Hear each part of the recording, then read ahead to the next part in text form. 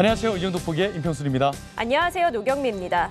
자, 지난 4월 강원도 고성의 산불 사고 많이들 기억하실 겁니다. 굉장히 안타까운 사고였는데요. 네. 이 산불로 인해서 여의도 면적의 2배 크기인 임야 532헥타르가 불에 탔다고 합니다. 무려 축구장 740개 정도의 규모라고 합니다. 어마어마한데요. 또 농업 관련 시설 피해액만 해도 52억 원으로 추정되고 있다고 합니다. 이렇게 재난이 발생하면 막대한 천문학적인 재산 피해도 일어나지만 무엇보다도 안타까운 인명사고가 발생한다는 데 있는데요. 이렇게 우리 도시를 지키고 미리 예방하는 게 무엇보다 중요하지 않나 생각을 해봅니다. 네, 그렇습니다. 그래서 오늘은 경기도민의 안전을 지키는 안전행정위원회 이명동 의원과 함께 해볼 텐데요. 먼저 화면으로 만나보겠습니다. 광주시 초월읍, 곤지암읍, 도청면의 이명동 의원. 1965년 파주 출생입니다. 임종성 국회의원 보좌관, 행복한 협동조합 이사장 등을 역임했는데요. 현재는 제10대 경기도의회 초선으로 안전행정위원회 소속입니다. 그는 새로운 경기도를 만드는 데 최선을 다하겠다는 의지입니다. 네, 오늘의 초대 손님 만나보도록 하겠습니다. 이명동 의원과 함께 하겠습니다. 안녕하세요. 예, 안녕하십니까. 네, 의원님 반갑습니다. 예. 먼저 우리 시청자 여러분께 인사 부탁드리겠습니다. 예, 시청자 여러분 안녕하십니까. 경기도 광주 출신 이명동 의원입니다. 네. 젊은 의원님답게 그냥 짧고 굵게 이렇게 예, 인사를 하셨네요. 예. 리허설 하실 때는 인사 기셨는데 생략하셨습니다. 네. 좋습니다. 이어가 보시죠. 네. 네, 본격적으로 그냥 얘기로 넘어가 보도록 네. 하겠습니다. 저희가 좀 얘기를 나눠보려고 이력을 좀 살펴봤더니요. 예. 임종성 국회의원 보좌관으로서 정치계 첫 발을 내디디셨더라고요. 예, 예. 그게 언제쯤이죠? 그게 정치에 입문한 건 한 5년 정도 된 것 같아요. 임종성 그때가 도의원 시절이고 그때 시장 경선하고 국회의원 경선하면서 네. 그때 제가 사실 임종성 의원하고는 예전부터 이제 친분이 좀 있었어요. 네. 근데 제가 이제 도와달라는 청을 받고 이렇게 뒤에서 도와주면서 아 그때 정치가 이런 거구나 하고 제가 그때 입문하기 계기가 된 것 같습니다. 그렇군요. 막상 입문해 보니까 첫 느낌은 어떠셨습니까? 초선 의원이신데. 초선이었는데 사실 쉽지가 않더라고요. 예, 처음에 가니까 사실 잘 모르겠고 모르는 게 많으니까 일단은 처음에 1년 동안은 배워야겠다는 자세로 계속 제가 그냥 뒤에서 공부도 좀 하면서 의원님들이 하는 얘기 듣고 공무원들이 답하는 얘기 듣고 지금 앞으로 1단계 1단계 지금 발전하는 순간인데 네. 언제 이렇게 제가 잘할지는 잘 모르겠지만 네. 앞으로 이제 의정 활동하는데 경청이 많은 도움이 되고요. 그다음에 지역에서 제가 하는 활동이 그동안 제가 사회적 기업이라든가 협동조합에 관심이 많아갖고 그런 거에 대해서 관심 갖고 지금 계속 공부하고 있는 상태입니다. 왜냐면 새롭게 리더의 덕목이 바로 말을 잘하는 것보다 그쵸. 경청의 리더십이 굉장히 중요하거든요. 제가 보니까 1년 동안 경청을 그렇게 선배 의원들의 또 동료 의원들의 말씀을 귀 기울였다고 들었습니다. 일부러 그렇게 전략을 취하신 겁니까? 전략도 있고 제가 사실 섣불리 괜히 1년 안에 모르면서 나서는 것보다 그냥 알고 가야 상대편을 제가 뭐 제압이라는 표현은 그렇지만 상대편의 위에 있어야 제가 이런 걸 주도권을 갖고 뭐든지 할 수 있을 것 같아갖고 네.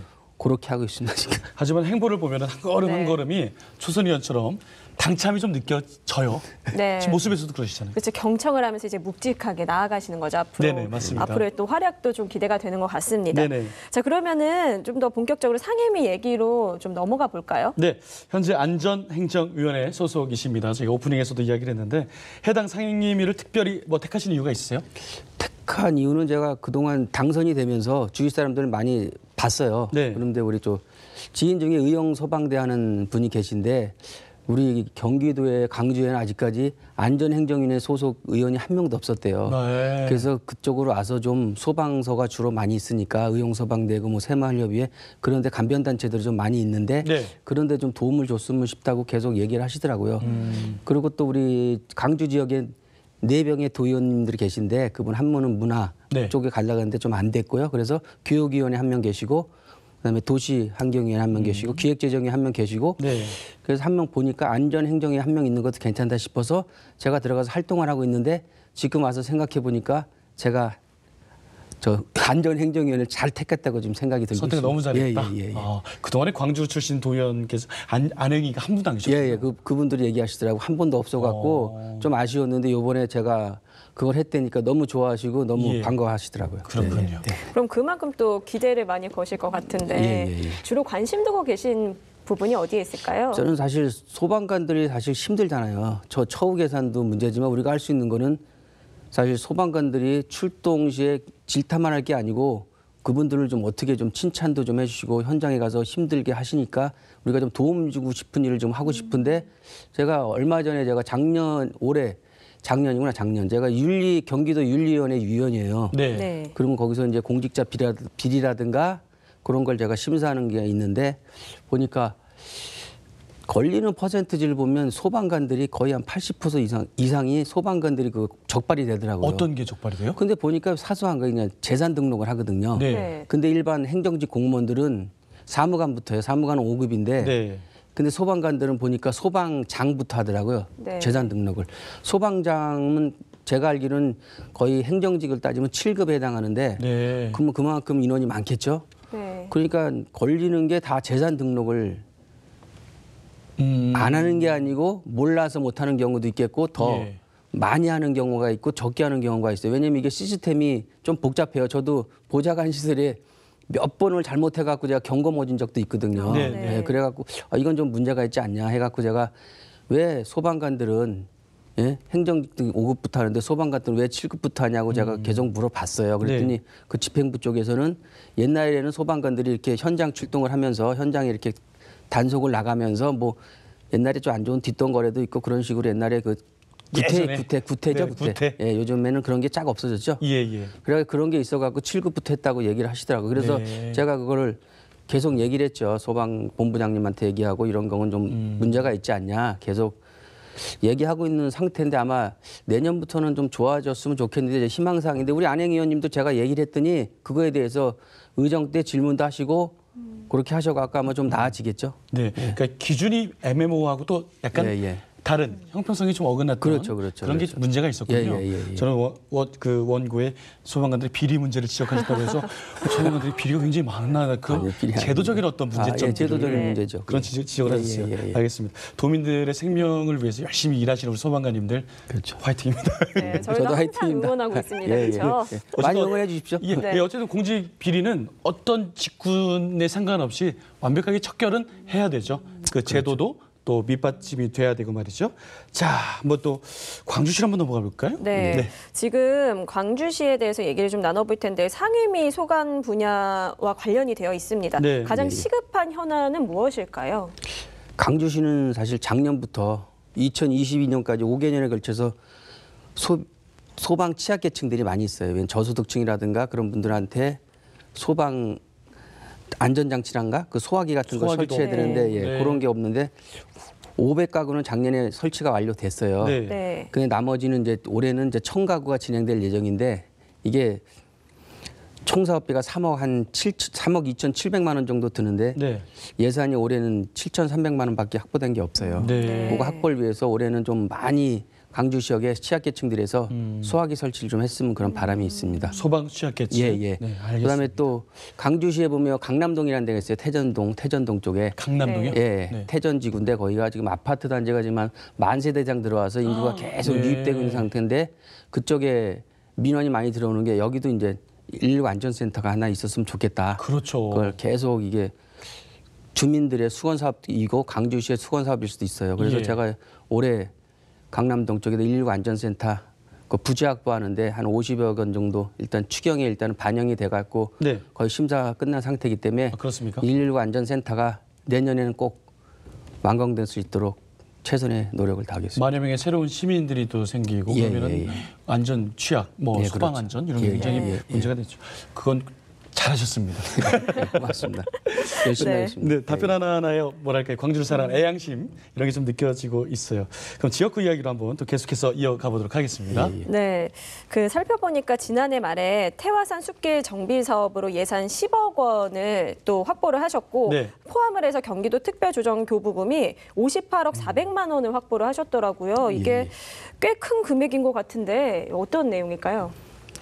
사실 강주의 특조금이라는 건데 도지사의 특조금이라는 게 있어요. 거기에 대해서 우리가 사실 많이는 줄 수 있는 금액이 아닌데 제가 최선을 다해서 태화산이라든가 영곡 1위 마을회관 그 8억 원 등 58억 400만 원을 경기도 특조요청에서 100% 반영돼서 있었거든요. 네. 앞으로도 강주시의 곳곳을 면밀히 살펴서 주민 삶의 질이 대해 조금이라도 나아질 수 있도록 최선을 다하겠습니다. 아까는 1년 동안 경청만 하셨다고 그랬는데 야금야금 그 지역을 위해서 그 네. 특조금까지 이렇게 네. 대단하신데요, 의원님? 임종성 의원님도 많이 도와주시고 네. 또 세 분의 또 도의원님도 계시니까 같이 이렇게 협력해서 열심히 하고 있는 뭐 도의원분들이 이제 경기도를 위해서도 하지만 또 지역을 위해서도 그렇죠. 이렇게 애쓰시는 부분들이 있으니까. 그리고 보면 태화산 얘기 살짝 했잖아요. 예. 가보셨나요, 우리 경미 씨? 저는 아직까지는 못 가봤는데 좋다고 하더라고요. 예, 저도 아직 안 가고 네네. 등산 좋아하시잖아요. 네, 등산 좋아하는데 예. 다음에 가보려고. 저 태화산 안 가봤거든요. 좀 자랑 좀 해주세요. 어떤 산입니까? 태화산은 사실 도척의 그 청정 지역에 거기가 지금 마지막 남아 있는 산이라고 볼 수 있는데 거기는 개발이 지금 안 된 상태이기 때문에 아, 지금 네. 광주 지역에 또 하나 숙제가 사실 산 같은데 다 깎아가 난개발해 갖고 연립 들어오고 막 좋아요. 이런 식으로 네. 엄청 좀 심한데 전원주택도 많이 생기고 있더라고요. 전원주택보다도 그냥 공장지대 연립주택하고 공장지대가 지금 많이 산재돼 있어 갖고 예. 사실 난개발 문제가 심각한데 네. 태화산은 아직까지는 조금 사람들의 발길이 많이 닿지 않는 거기에요. 네네. 한 하루에 한 2,300명 정도밖에 안 들었는데 거기서 뭐 올라갈 때 이런 계단 같으라든가 이 테라스 같은 게 없어 갖고 주민들이 그렇군요. 등산객들이 많이 불편했는데 뭐 정비 사업을 하면 조금 많이 이제 많이 찾아오고 또 그 근처에 보면 또 얼음골이라고 있어요. 얼음골이요? 예. 거기 제가 한번 선거 때 그쪽이 한번 좋다 그래가지고 올라갔는데 네. 뒤에서 바위 있죠, 바위. 네. 바위에서 딱 올라가면 거기서 차가운 바람이 막 나와요. 에어컨 바람보다 더 천연 바람이 나오는데 엄청 시원하더라고요. 에어컨 진짜 바람하고는 시원하거든요. 비교가 할 수 바람이. 비교 없죠. 네네. 그래서 거기도 아마 알려지면 아마 사람 많이 올 것 같아 좀 불안하긴 불안한데. 불안하네요. 저는 이제 사람 많으면 좋을 줄 알았더니 그게 아니네요. 그 자연을 오면- 보여야 되니까. 예, 그렇습니다. 예. 경씨 우선- 우리는 안 가는 걸로. 아니에요, 저 갈 거예요. 우선 사람 많아지기 전에 저는 그 제가 얼음골 한번 바람 맞을 초대 거예요. 한번 하겠습니다. 지금 날씨가 막 점점 더워지고 있거든요. 예, 예, 바로 예. 그냥 여름이에요. 그렇죠. 봄 짧게 있고 바로 여름인데. 예, 거기 한번 오시면 정말 얼음골. 좋습니다. 예. 저는 그- 산에 올라가실 때 막 네. 뒤에서 뭔가 귀신 나오는 산을 잘 안 다니시니까. 산 좋아요, 저도. 산 좋아. 아니 얼음골이 자 시원한 네. 바람. 정말 시원해요. 물이 예, 호싹하면서 예. 좋잖아요. 예, 사람 지금은 태화산? 거의 알려진 상태가 아니기 때문에 네. 예, 태화산 인근이 태화산에 있는 거 아니고 네. 그 부근에 있습니다. 부근에 예. 어쨌든 그 정비 사업도 하면 그것도 안전과 관련돼 있으니까. 그렇죠, 거기도 굉장히 있는. 중요하네요. 예, 예. 언제쯤 완공이 될까요, 정비 사업은? 올해 아마 작년에 했으니까 올해 아마 정비하면 올해 말 아마 끝날 것 같습니다. 예. 그때 꼭 가봐야겠습니다. 예, 예, 네. 예. 지역의 명산들. 예, 명산하고 얼음골은 그 밑에니까 오시는 길에 거기 들렀다가 들렀다 올라가는 태화산도 가시면 좋습니다. 그렇군요. 알겠습니다. 자, 그리고 또 곤지암의 문화 공간이나 그 산업 물류단지 예, 이제 뭐 조성 계획도 있다고 예, 들었습니다. 예, 예, 어떤 예. 건지 설명 좀 부탁드립니다. 사실 곤지암역 생기면서 주변 개발이 사실 안 된 상태예요. 왜냐하면 곤지암역은 신개발지고 구도심하고 좀 떨어져 있어요. 네. 근데 여기 구도심하고 신도심하고 연결에는 이게 다리가 있었으면 컬처 브릿지라고 브릿지 하나 만들어 놓으면 서로 이동을 해야 되기 때문에 왜냐면 여기서 여기까지 이동하려면 도로 건너고 막 하니까 좀 어려운 것 같더라고요. 그래서 네네.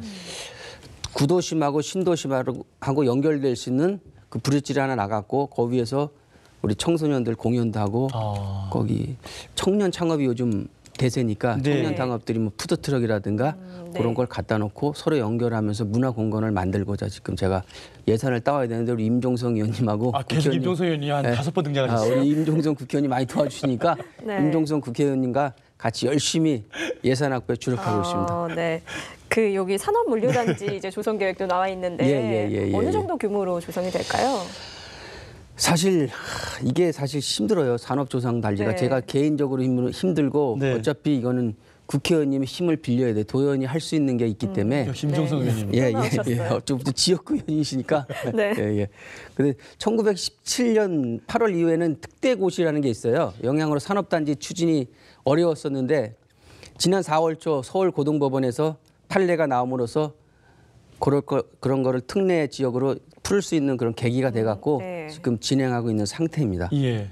그러니까 도의원 한 분이 뭐 지역을 크게 변화할 그렇죠. 때 이런 물류단지나 뭐 산단이나 이런 거는 혼자 할 수 있는 게 아니거든요. 그렇죠. 네. 시의원이 뭐 시장, 네. 국회의원까지 이렇게 국회의원까지, 예. 하나가 돼야 또 지역 발전이 이루어지니까 예. 임종석 의원님 잘 부탁드립니다.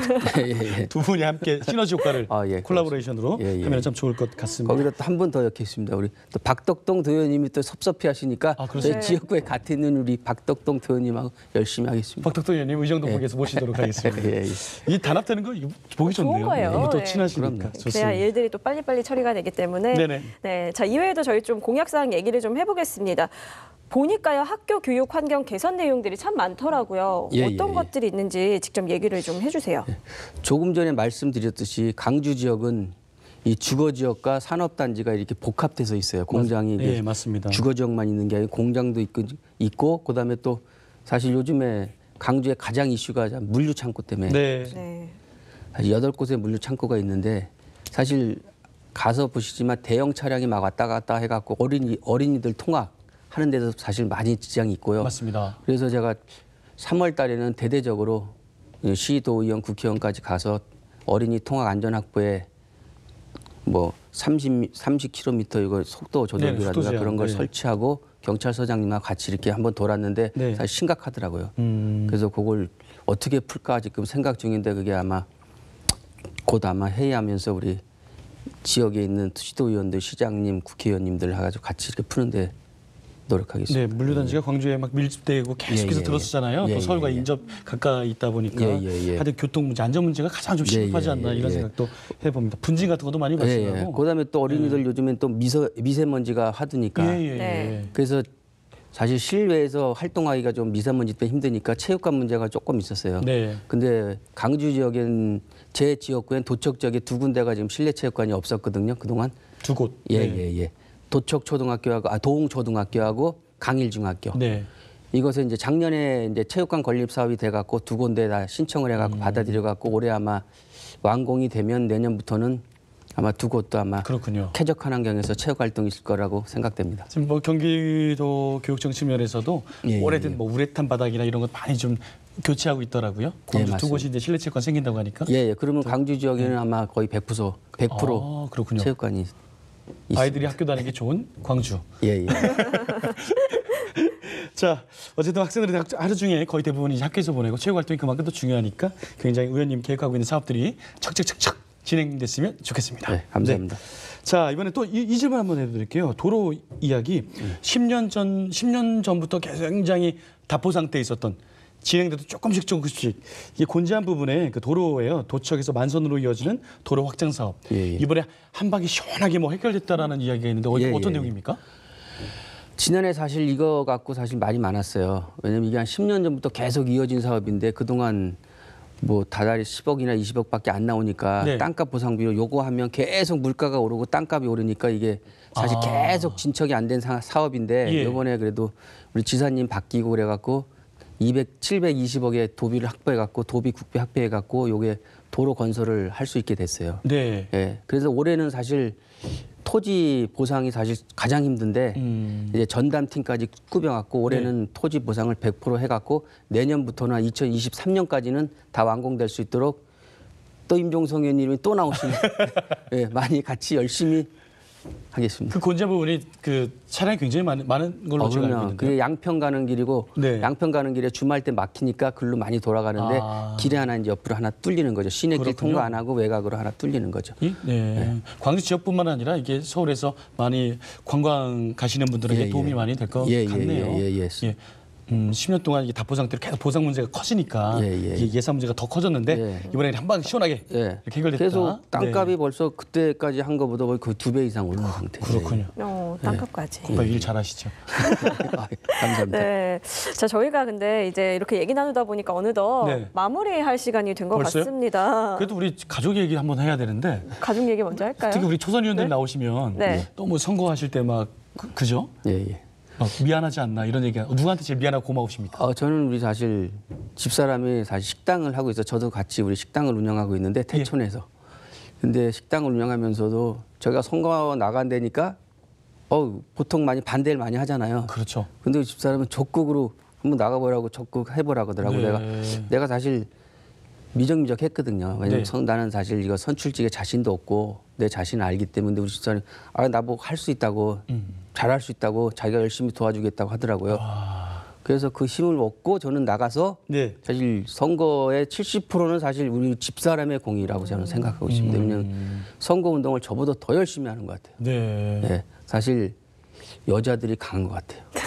갑자기 예. 갑자기 숙연해지는 게 네. 그러면은 엄청 열심히 하더라고요. 저는 그냥 조금 저는 부지런하지 못한 편인데 우리 네. 집사람이 네. 무지부지런하니까 아침 8시부터 저녁 10시까지 그냥 시골이거든요. 사실 네. 초월 곤잠 도척은 네. 거의 네. 시골 지역인데 저는 도시 같은데 아파트 단지라든가 상가만 띄고 네. 우리 집사람 마을 해관 경로당 노인 복지회관 그런 데를 나눠서 생겼어요. 예. 그쪽에서는 우리 집사람이 거의 다 돌아가서 네. 사실 우리 취약 지역이었거든 거기가. 네. 근데 거기서 우리 집사람 덕에 사실 표를 좀 얻은 것 같고 네.